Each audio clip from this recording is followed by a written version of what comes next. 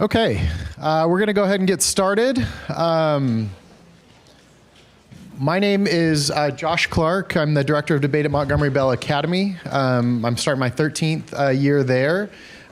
Previously, before that, I taught and coached at a school in Utah called Juan Diego Catholic High School for 4 years. And before that, I was at Notre Dame in Sherman Oaks, California for 2 years as the Director of Debate there. And then prior to that, I was an assistant coach and teacher at Damien High School in Laverne, California. So I've been teaching now. This will be my 21st year coaching debate, and I love it. I'm glad you all are here. We're really excited to have you here at Michigan this summer, and hopefully you've had a great first day, I guess first 2 days, and that it keeps going. Want to thank Dr. Bricker. He did a great job talking about Russia. Obviously, Russia is paramount to the topic, given that it controls the majority of the Arctic.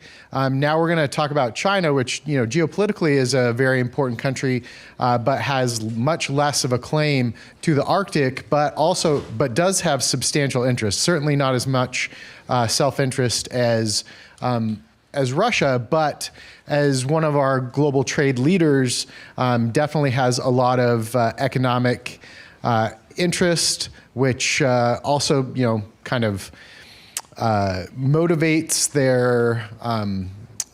their research desires as well. And then there's obviously dual use capability that once you're there and you're creating trade routes and you're studying the Arctic, what can that do for your military as well? All right, so I want to get through a few basics. We're going to talk about the People's Republic of China. Its form of government is self-proclaimed communism, although it's been a long time since they practiced what Karl Marx would call communist. We can refer to it more as a state-centered capitalism. Its population is about 1.4 billion. Like Russia, it is a permanent member of the UN Security Council, and in the same way that Dr. Bricker talked about the implications of that, that is also a big deal for China. We'll talk about the important exports on the next slide, but the area is 3.7 million square miles, so not quite Russia's size. What it has to export includes electrical and electronic equipment, machinery, vehicles, furniture, plastics, and articles of iron and steel. And the things that these make up that would be familiar to you are smartphones, computers, integrated circuits, and automotive parts, right?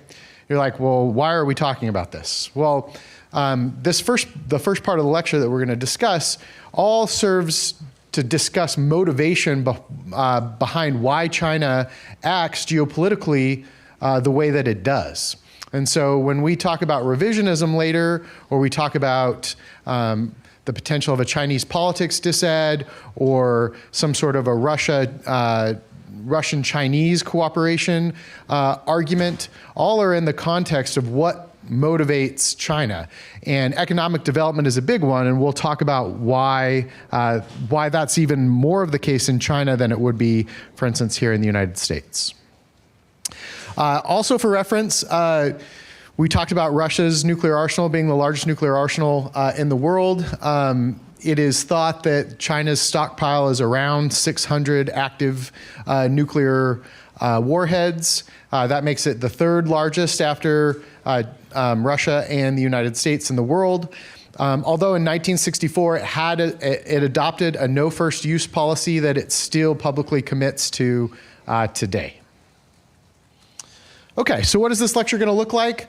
We're going to talk about a short political history and talk about what China's political institutions look like.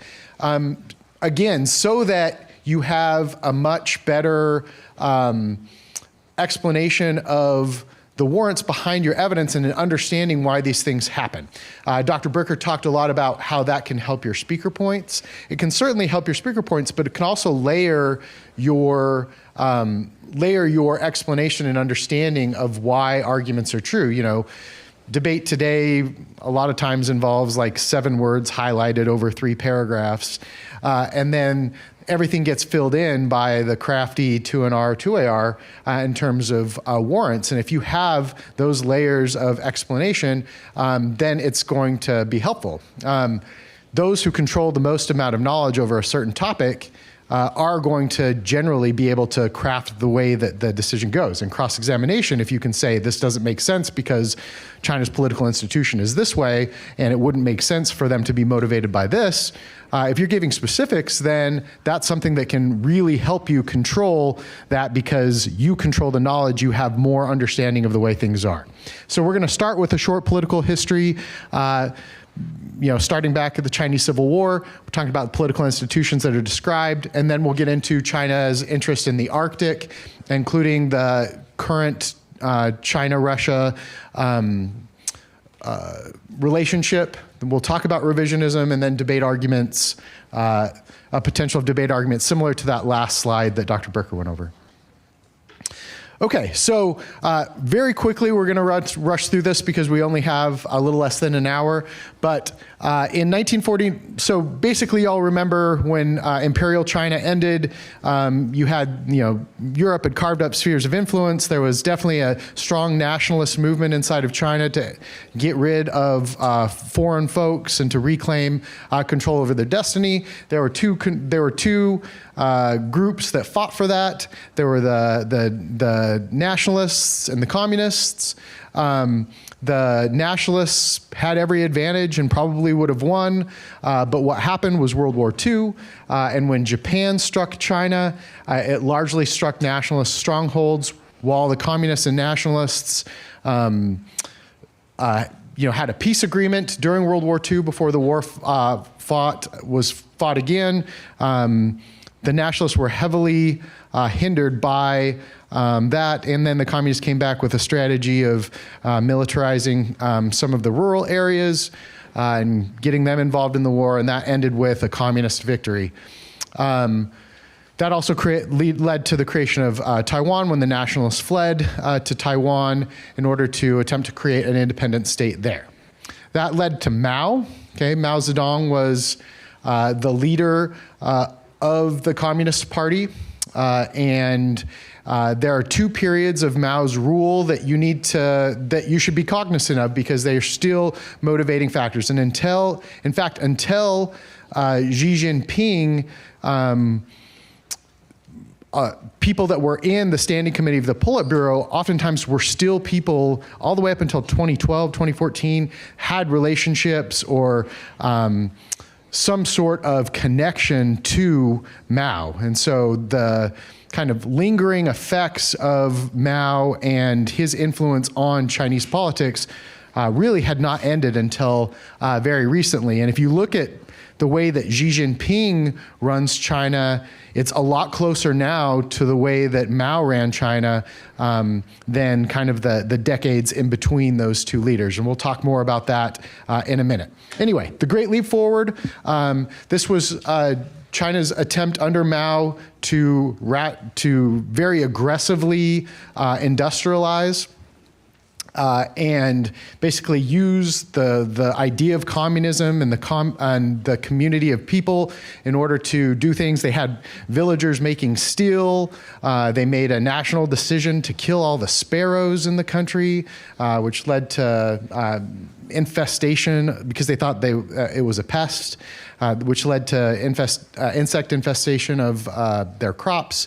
Anyway, they made very large decisions at the national level, the way a unitary government potentially can, especially one that is turned authoritarian, and that led to some ill effects that weren't anticipated by one person making large decisions for an entire country. The result of the Great Leap Forward was largely just a failure.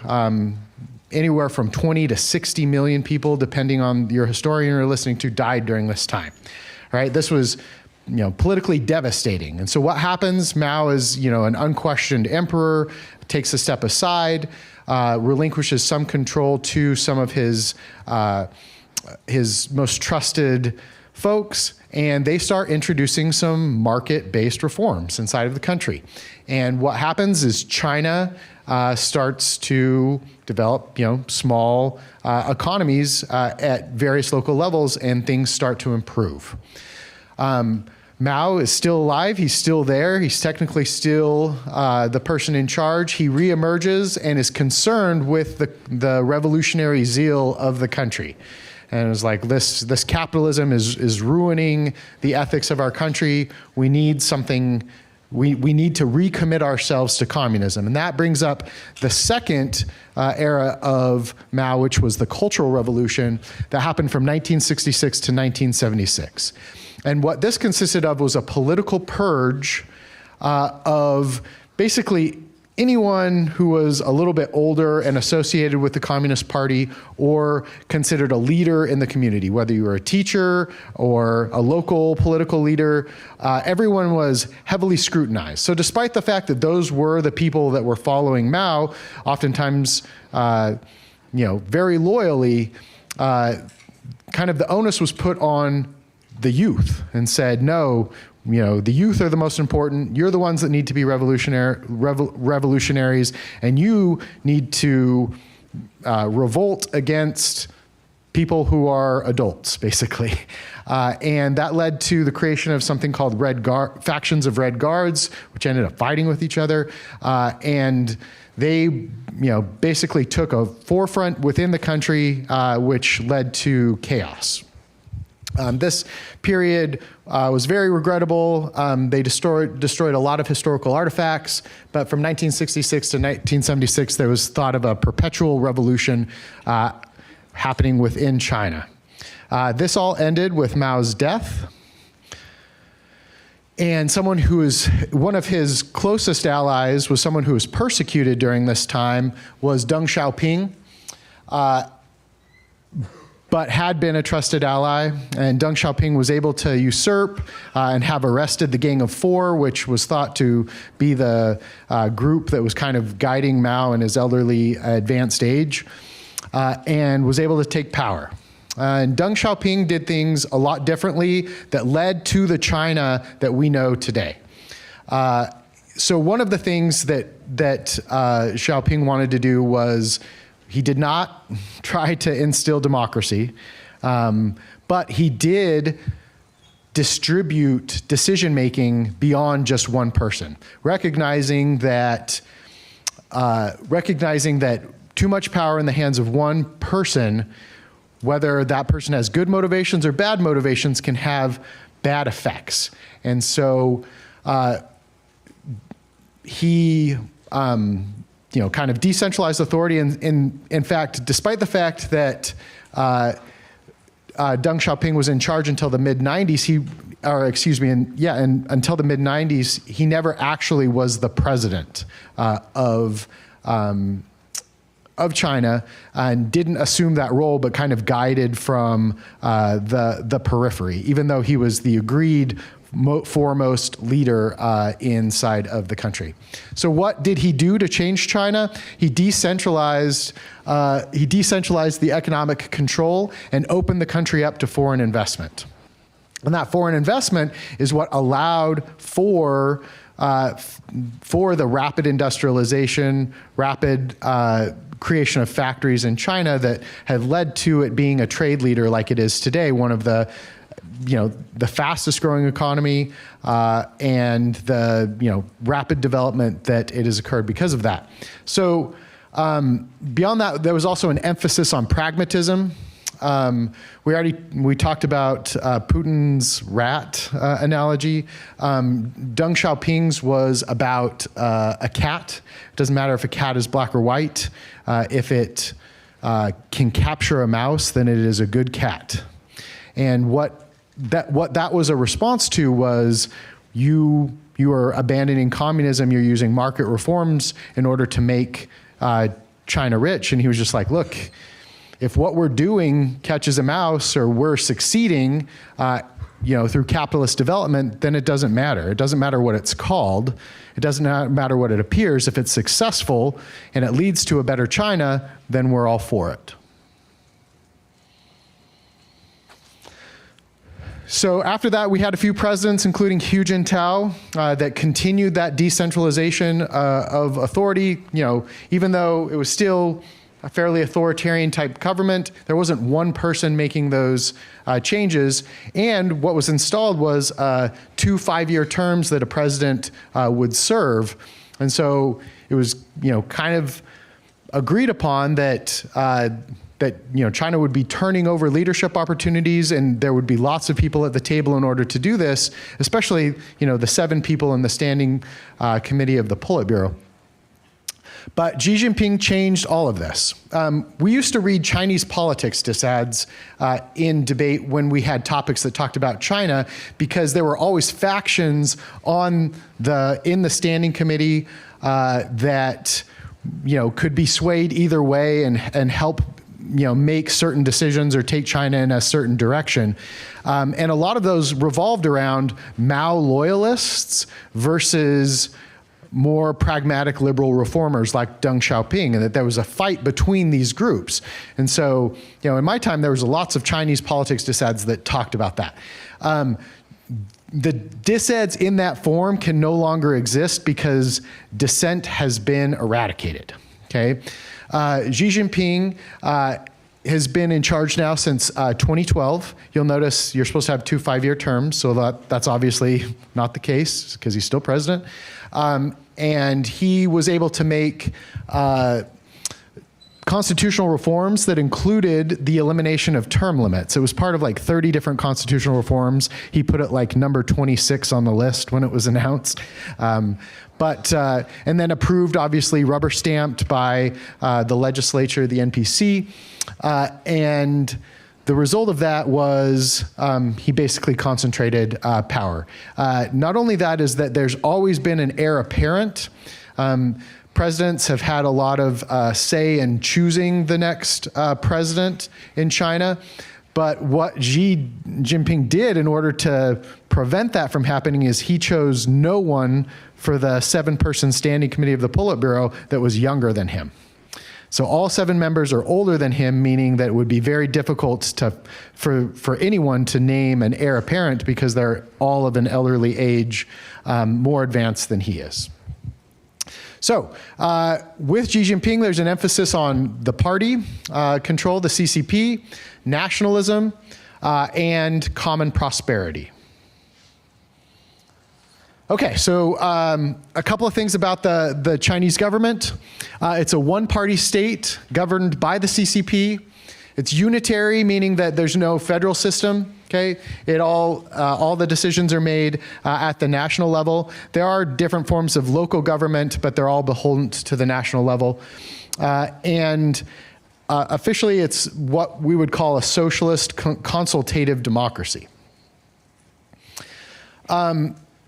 I'm not going to go into this as much as I would like because I find it super interesting, but we kind of have to move, is that because there's only one political party in China, and about 6.7% of Chinese are part of that political party, but there's just one, the way you rise up in your governmental job revolves around your rise in the political party. And that's what we call a parallel hierarchy. And so, for instance, here's a chart. So what you are, how you rise up the political party translates directly into which governmental job you get. And so as your star rises in the political party, so too you are directly attributed with that governmental position. And Xi Jinping is both the general secretary, which is the highest part of the party, the president, and he's in charge of the Central Military Commission, which means those are the 3 jobs that are all under one hat that had been previously kind of given to different people. Does China have elections? They have indirect elections, meaning the people don't vote directly for people. There are instances of competitive local elections, but you don't vote for the president or your member of Congress. The National People's Congress is who elects the president. And the CCP controls which candidates are kind of selected in that parallel hierarchy instance. So China has an electoral system. It is not designed to provide any direct representation or competitive elections for national public office. Some interesting things about political culture. That it's kind of ingrained that it is not there's not rampant civil society inside of China, meaning that people don't feel like they have an affect on the government or that they even should. But the way that they maintain legitimacy and acceptance of the people is prosperity. So if the economy is doing well, then the government is seen as legitimate. There's heavy domestic surveillance. There's something called the Great Firewall where you have like 50 or 60,000 people that just regulate what can be and can't be seen on the internet. Very sophisticated and very thorough. More than half of the world's surveillance cameras are in China, pointed at the people. Includes facial recognition software, and so you can be basically tracked wherever you go. There's also something that has been in development in testing in different regions called a social credit score. So it's like your credit score. It's like if you don't pay your credit card on time, your score goes lower. If you do something that is not good as a citizen, that can affect your whether you buy too much beer or play too much video games. All of that can be tracked and affect your social credit score, which is considered how you build a relationship of trust with the government. And up until this point, Xi has also garnered and achieved an emperor-like status. So to revere Xi is seen as something that is good, and what you're seeing is in the same way that Mao, the expectation was you have pictures of Mao in your home, that is kind of permeating in the instance of current China as well. Okay, so we talk a lot about Taiwan when we talk about China. That's often an impact scenario to some of the arguments we have. There's previously been affirmative cases. But like we said, in 1949, the nationalists fled to Taiwan. Taiwan, or the ROC, maintains its independence with U.S. support. And the PRC claims Taiwan as a breakaway province. In 1971, the PRC replaced the ROC in the UN, and most countries shifted recognition. Meanwhile, Taiwan has developed into a democracy, and it is still a strategic flashpoint today. There are a lot of political scientists who felt like Russia's invasion of the Ukraine was supported by China because they could use it as a test run for how the international community might respond to an official occupation of and reintegration of Taiwan. Official U.S. policy when it comes to Taiwan is called strategic ambiguity, meaning we haven't said we won't militarily aid Taiwan if the conflict happens or directly fight China, but we also said, so we haven't said that we won't, but we haven't said that we will either.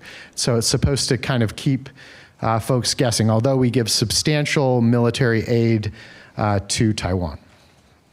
All right, let's shift focus to China and the Arctic.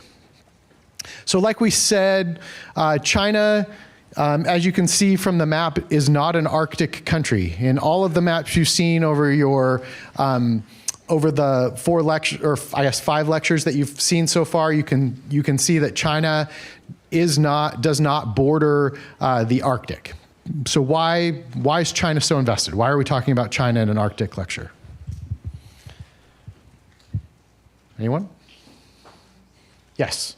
It considers itself a near Arctic state and is having initiatives like the polar silk and test itself. Good. So those are two big concepts that you'll need to be familiar with. One is China's reference to itself as a near Arctic state. Okay, it wrote something called the White Papers in 2018, which was a 100-page document identifying its interest and building kind of a claim for why it should be included in Arctic decisions, and called itself a near Arctic region. And cleverly, the paper did not just speak for China; it spoke for other countries that might also have interest as a near Arctic state.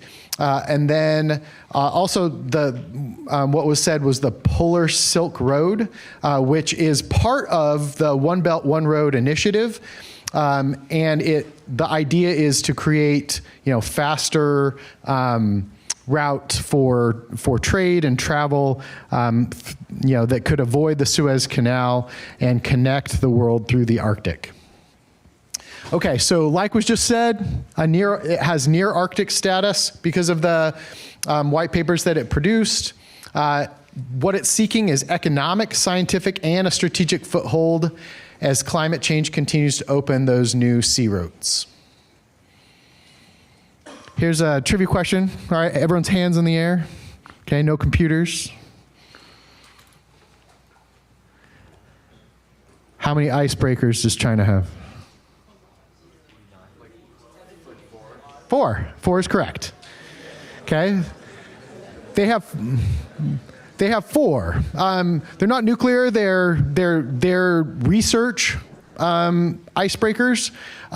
But that's a pretty serious thing, and they're able to navigate that relationship with Russia in order for those to be utilized. All right, so some of China's Arctic strategy includes investment in icebreakers. They're very interested in seabed exploration and Arctic science missions. Their focus is on long-term commercial and research presence. But recently, because of the increased conflicts with Russia and the Ukraine, they have tempered down some of their discussion and kind of outwardly proclaiming their near Arctic status.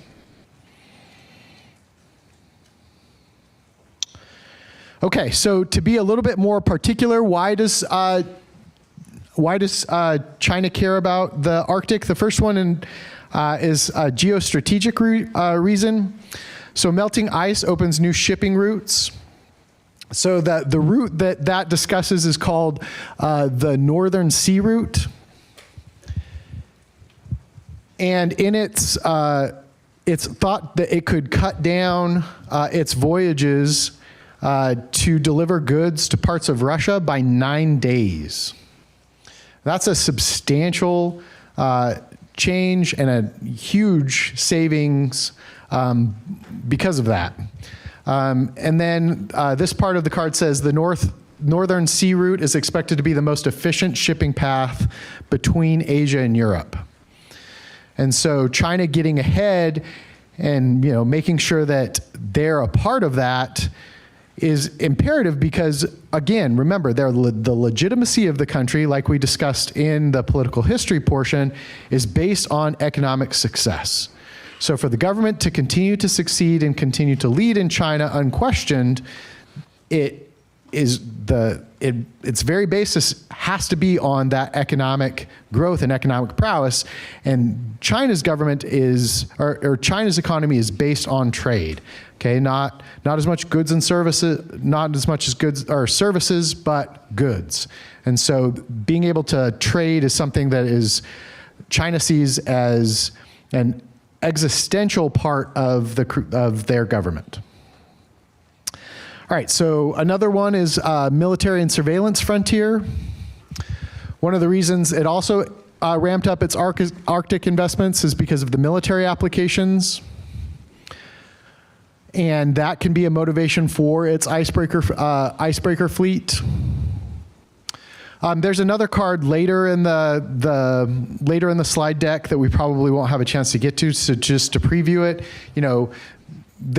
being able to map the floor is important for the trade routes. It's also important for science, but that dual use aspect of it also means that it can track submarines better. Okay. Also knowing kind of the saline composition of the ocean can also be important to the launching of nuclear weapons and being able to detect the launching of nuclear weapons as well. So a lot of what China is interested in, the fact that it also has military application is not lost on them. Okay, so they can talk about it in terms of scientific diplomacy, scientific research, cooperation, and development, but it also has a military use. And most things within a state-controlled economy do have those dual-use functions. All right. So we talked about the near Arctic state designation, and just here's some evidence to support that. We talked about the white paper. We'll skip to this one. It says in July 23, a Sino-Russian shipping corridor was launched, reducing the time required for cargo from Russia's northern ports to China. In 23, there were 80 voyages, and they reached Chinese ports via the Arctic waterway. And China has solidified its self-proclaimed status as a near Arctic country by having that presence. And so opening that corridor when it was really just used for Russia and China in order to deliver goods is something that they were able to basically plant a flag in the Arctic and achieve the status that they wanted to by using that corridor. Okay, let's talk about their economic and scientific interest.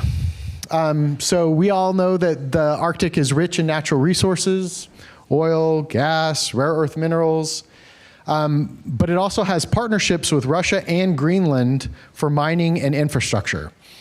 China is invested in multiple Russian energy projects within the Arctic.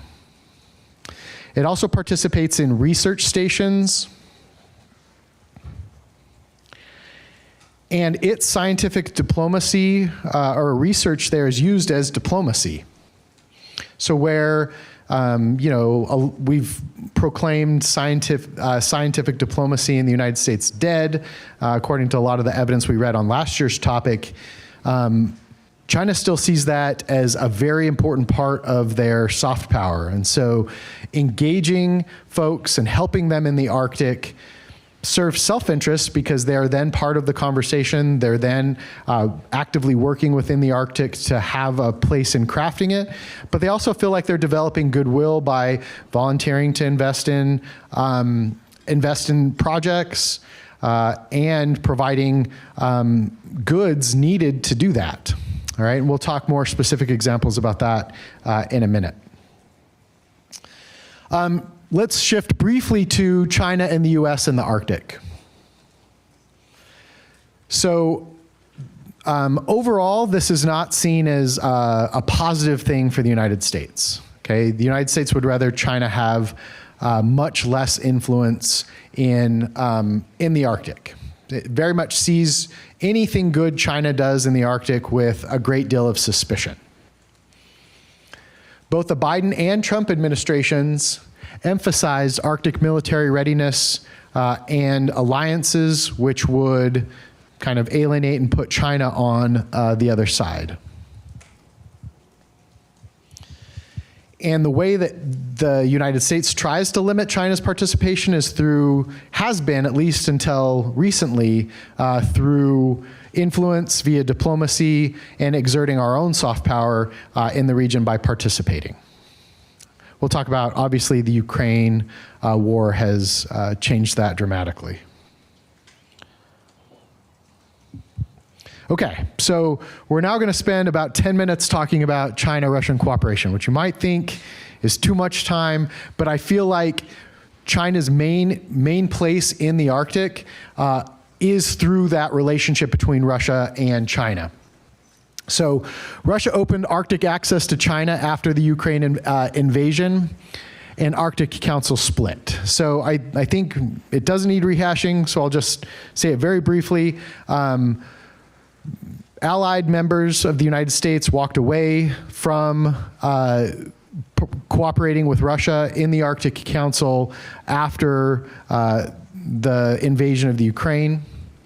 And what this meant is that Russia reached out to China and vice versa, and they created a relationship to continue the research and development of the area,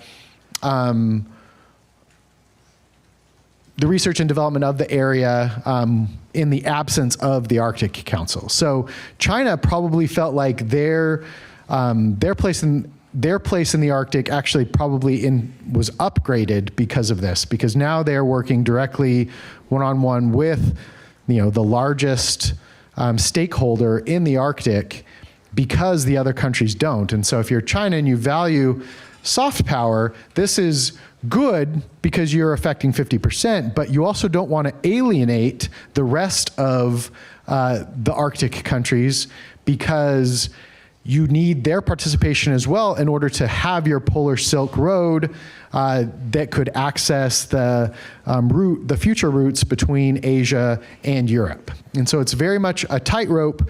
They want to bring Russia closer, especially in the Arctic, because it does serve self-interest, but they can't do too much and really upset the United States and its allies over doing so.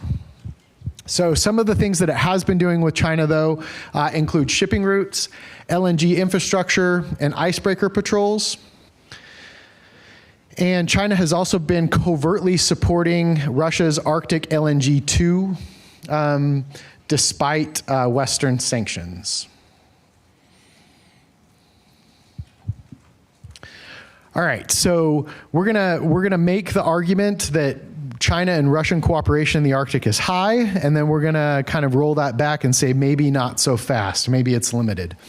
So the first one, we'll say China's steadily expanding its Arctic presence through research, shipping, and covert energy collaboration, and this has been enabled by Russia's political isolation. So you can see how this can play into either an affirmative advantage or a disadvantage, depending on whatever impact that you want to read.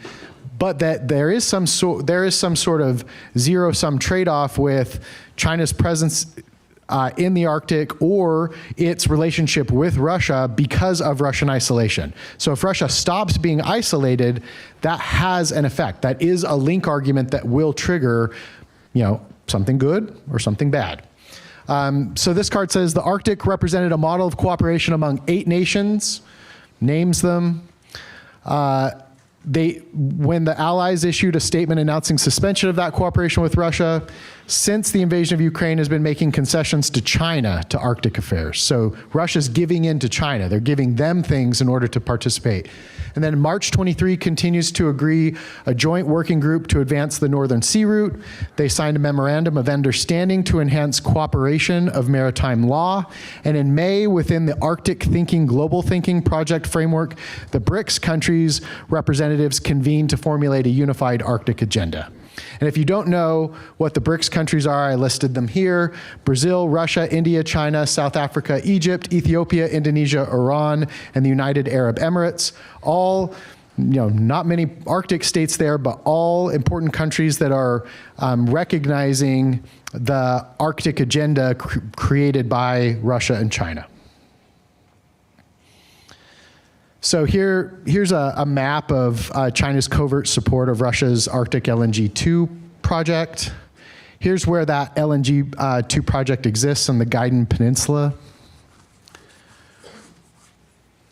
And basically, China manufactures parts and some of the resources necessary in order to do that. And so, so interestingly enough, this is one of my favorite cards in the whole slide deck. It says, in August, a small fleet of Chinese ships covertly headed to the Arctic to support the project. The reason is because they'd been threatened with, if they continued to support the project, that there could be sanctions against them. And they do not want sanctions on trade, especially from multiple actors. And it says during its journey, one ship changed its name twice in order to avoid detection. So it was very much a covert type application where China was trying to get away with that. But obviously it became well known that that support was happening. China is also breaking some of the norms that they are expected to uphold. So with no new sanctions against Russia, fears on the part of Chinese buyers may now be subsiding, and China may be welcoming deliveries from the Arctic LNG-2 in the months to come. And this is our newest piece of evidence on this from April. So basically China, for the last 6 months or so, has been, kind of denying, saying we're not going to participate in the LNG-2 anymore. There were 5 shipments that were due to arrive that Russia needed for that project, and 3 of them were delivered by China, and then China was like, we're not going to do the other 2, right? But then they tried to covertly send the ships up there. Then they said we're not going to buy any of the LNG once it's developed there. But now that they're softening ties between the United States and Russia, China's like, well, maybe there's no political risk of actually accepting this LNG.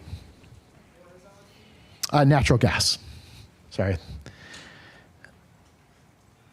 Liquefied natural gas. So.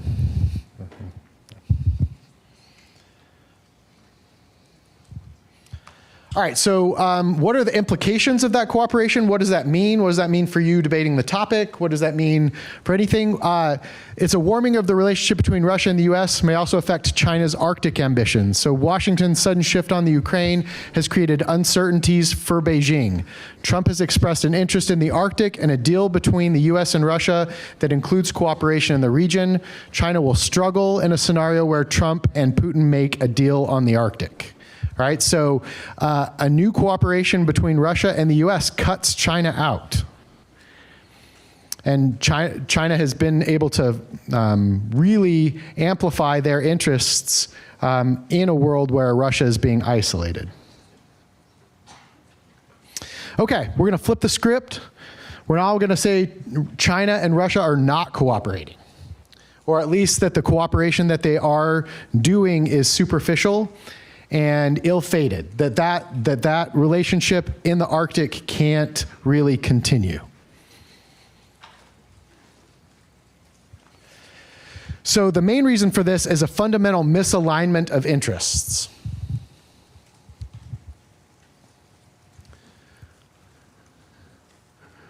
What Russia wants out of the Arctic is autarky. Is anyone familiar with that term, autarky? Yeah? Yes. Yeah, that's right. Yeah, it's economic independence, okay?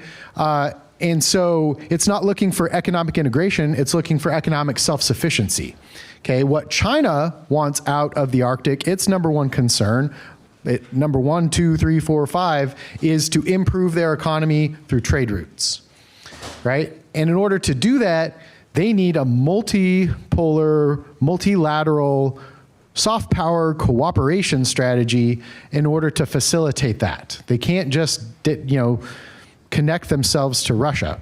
Like if you looked at one of those first slides where it talks about trade between China and other countries, it's most profitable in terms of grouping countries is the Asian countries, but after that, it's Europe and the United States. And so roughly, 60% of its trade is to those 2 entities, Europe and the United States.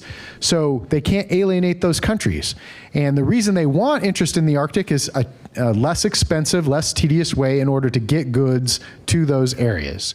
And so because of that, I won't read this, but the evidence supports that. It's basically like China and Russia in terms of relationship can't succeed because their interests are different. Here's some more EV. Okay, there's friction with Russian goals. And then additionally, this isolates multilateralism, China versus nationalism, Russia, and why despite the cooperation of the Northern Sea Route, China's ultimate goal is to engage everyone, while Russia really just wants to fortify their own country. I'll make sure you have this slide deck too.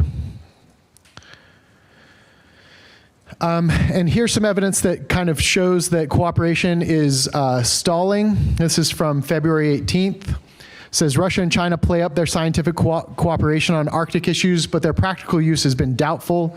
Contacts grew less frequent after February 22, and initiatives do little to meaningfully deepen that cooperation. China genuinely values its relationships with Arctic's other powers and does not want to risk alienating them by getting overly close to Russia.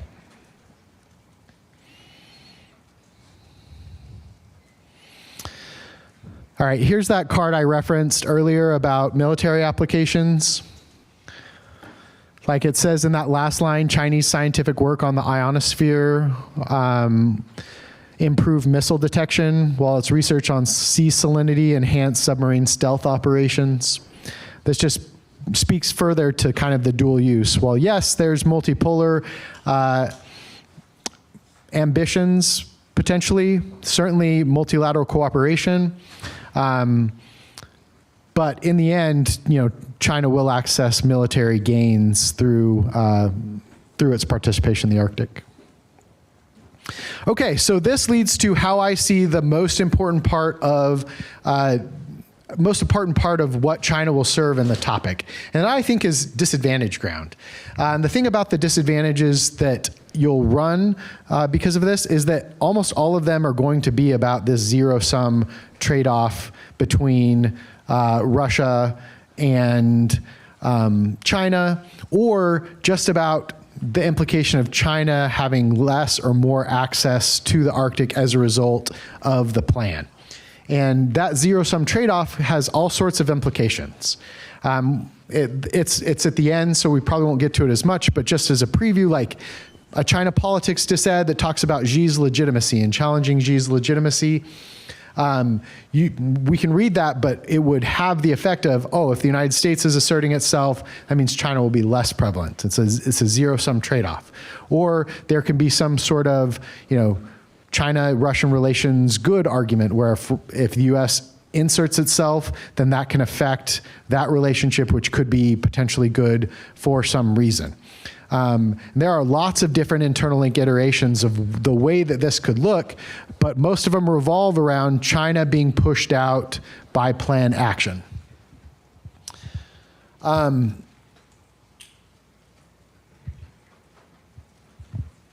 Yeah, so right now, like we said, China's major access is at the behest of Russia while Russia is alienated.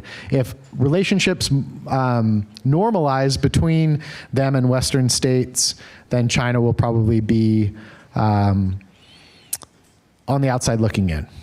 All right, last thoughts about Russia and Sino relations. So it says the Arctic region, it should say, will be dominated by self-interest, and China will continue to assign itself a leading role to shape its future. It's from January of this year. It says, while NATO and Russia have dominated the region, China's rapid economic growth, expanding military capabilities, and increasing assertiveness have made it a significant force. The evolving interaction between these powers will shape the Arctic's future as each seeks to maximize influence. And from China's perspective, it is a rising global power with legitimate and growing interest in the Arctic. It is determined that China plays a leading role. The competition in the Arctic between China and the US has already begun, but will likely accelerate. Okay, so again, boom, there's that trade-off. For every amount that the United States increases its participation in the Arctic, that leads to China being having less influence. Okay, so we've gotten through U.S. and Russia. What time is it? 12:13. Let's talk about another debate application. That's revisionism. Okay, Dr. Bricker went over this. The China argument is similar to the Russia. In fact, usually the card that you read in the 2AC against a revision argument says Russia and China in the same card are revisionist. So what is revisionism? This was in the other presentation as well, but it's challenging the rules, norms, or structures of the international system, usually conflated with the idea of expanding territorial organizations and kind of usurping or changing the international norms and regulations that are currently understood in the world. So, basically, you're not standing pat. Like you want more than you currently have. Now, one thing I'd like to add, because the rationale behind revisionism, kind of Dr. Bricker focused on kind of the individual actions that you can use, and I'm about to show you a few that you could use to prove revisionism yes, no. As a history teacher, as a government teacher, I don't think revisionism is a yes/no question, right? It probably exists on a spectrum.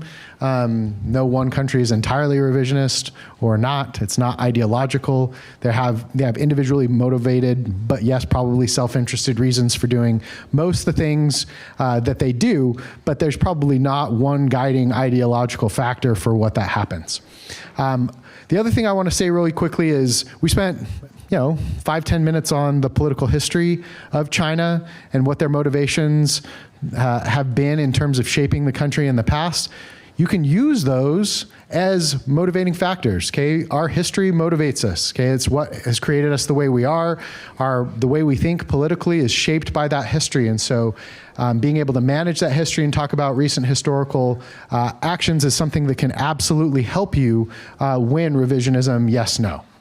Now, given that, that's not how debate functions, okay? Debate functions as, what's the best way that I can give one explanation and kind of discount everything the other team says, right? I don't have to answer all 5 of their reasons why, they were, not revisionist actions that happened. I just need one guiding principle to prove why this is true. Now, when it comes to revisionism, it's offensive realism. So if you can win that a country's theory behind it can be characterized and described via offensive realism, then usually that can work as a uniqueness claim or a lens in order to evaluate the debate that can put it in a nice package for your judge. Again, as a history teacher, I hate it. As a debate coach, I love it because it can allow you to drop smaller arguments but win kind of the meta argument. Offensive realism says that great powers are inherently driven to maximize their power and influence in an anarchic international system, and it would describe the international system as anarchic. You can agree upon rules that govern and work within those frameworks, but within those frameworks, they are going to try and maximize power. And so if you understand things from that lens, then you have to attribute revisionism to countries like Russia and China. So one quick question. So is China trying to rewrite global norms or just rise within them? All right.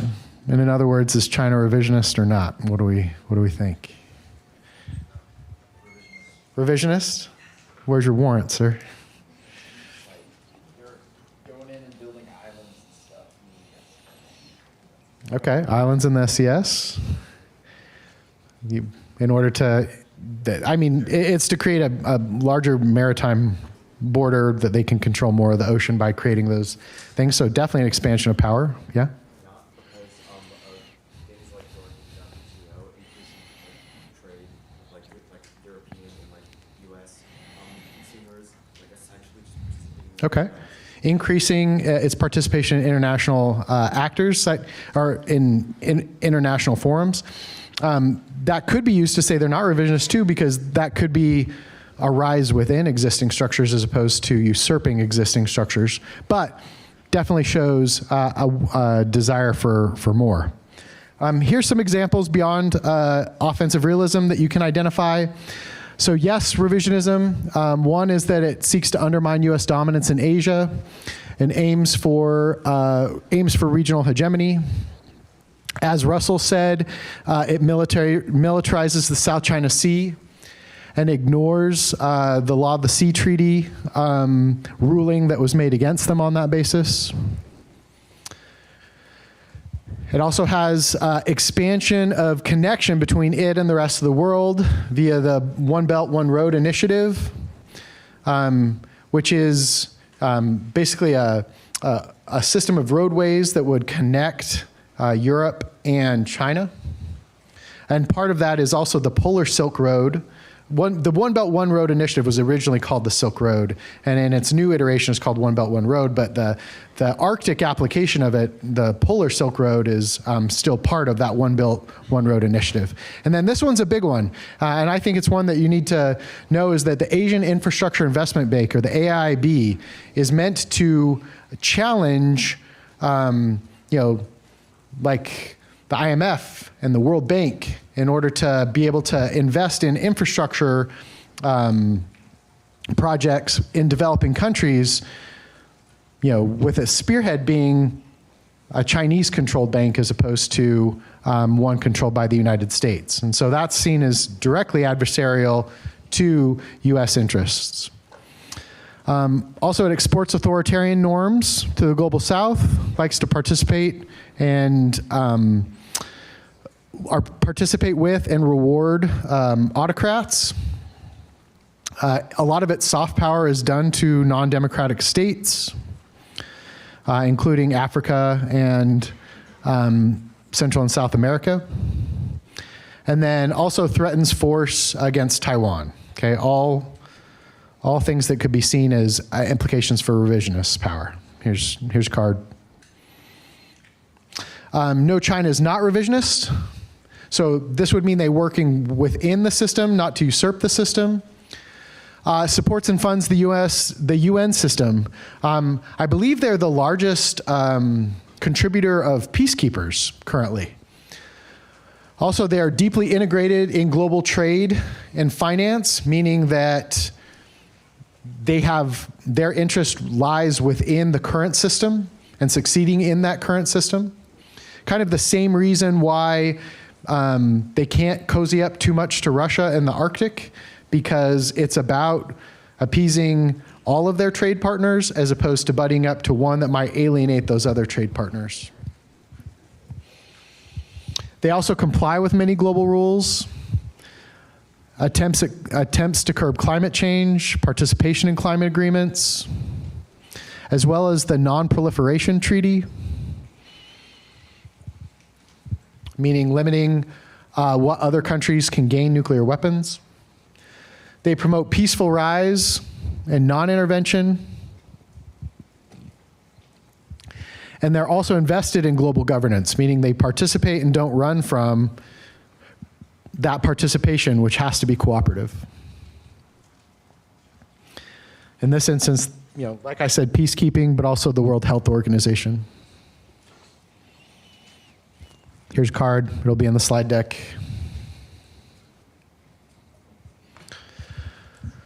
All right, so China. We're going to get to the arguments really quickly. So we already talked about the U.S.-Russian cooperation advantage. You can say that it alienates China and cuts them out of the Arctic. That could be good or bad, so it can be an advantage or a disadvantage. The AF impact would say breaking up Russian-Sino relations spills over and prevents the threatening alliance. I could definitely see like the science diplomacy affirmative having that advantage ground.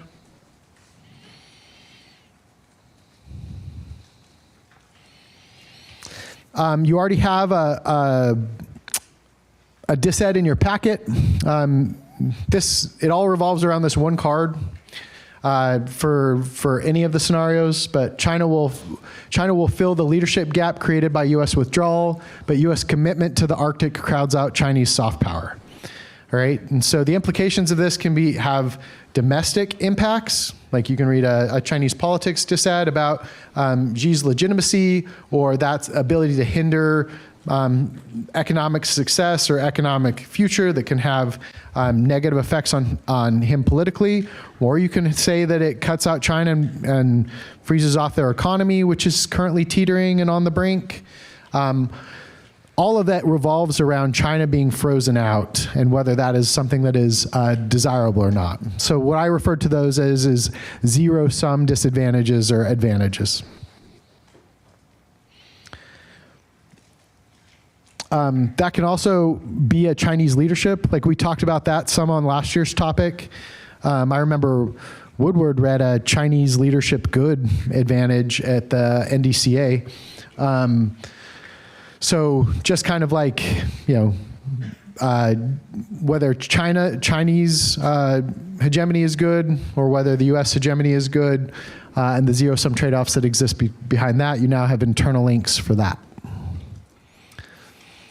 That includes the Chinese leadership dissent, which we just talked about, and also Chinese politics. So I told you, I think the traditional good version of the Chinese politics dissent is probably dead because Xi has concentrated and made it a party of the CCP a party of one.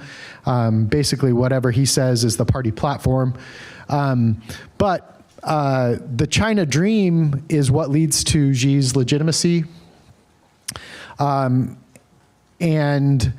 it's realizing the great renewal of the Chinese nation is the greatest dream for the Chinese nation in modern history. So basically, Chinese glory is the Chinese dream. So as it succeeds domestically and internationally, that is what leads to his legitimacy as this, basically an imperial leader. So China's Arctic ambitions are tied to Xi's broader China dream of restoring national greatness. Those cards can be easily found. And the Arctic is strategically important for shipping lanes, resource access, and symbolic global status. And Xi's promise of the Arctic part of the Silk Road Initiative, all if put in jeopardy, could lead to a big hit to Xi's legitimacy. We've talked about pretty extensively relations.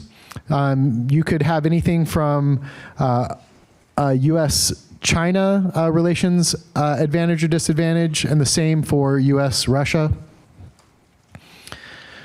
One of the things to mention here is that Chinese media often frames geopolitical developments in terms of national dignity and global status. And U.S. moves could be spun as strategic humiliation. And obviously that can have ramifications.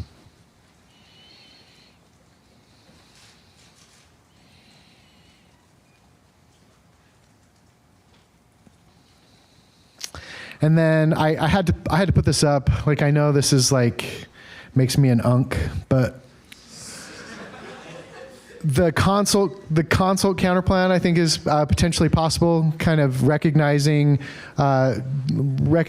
China's participation as a near Arctic advisor and kind of bringing them into a collaborative process prior to doing a plan could be something that's good.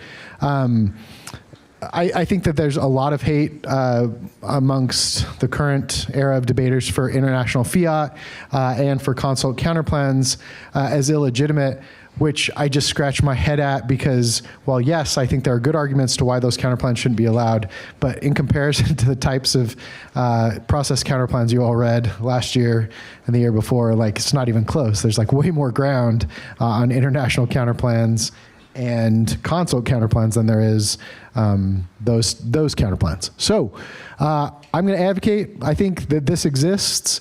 This does not say prior binding consultation in it, but I did a 2-minute search, and I feel like this may be decent enough to read as a counterplan that you integrate into a back file, that U.S.-China cooperation over platforms that exist in the Arctic is something that is necessary and that would make China very happy in order to do. You can have some sort of a relations internal net benefit to that, giving kind of China veto power prior to initiating a policy. And then last one would be international fiat. I think China doing something with a leadership net benefit that probably links to the plan. You don't even need the counterplan action in order to do it, but the counterplan could probably solve a huge portion of the case by having a different actor do it, especially if it's a exploration type affirmative, because China's looking for opportunities in order to exert itself through something like soft power, and things like science or research would be adequate for that. All right, that's it.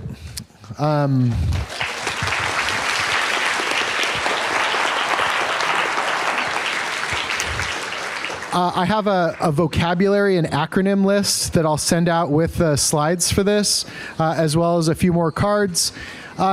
Really quickly, Policy Debate Central is a website that me and a couple people work on. Go to the YouTube channel and please subscribe. Those are my emails.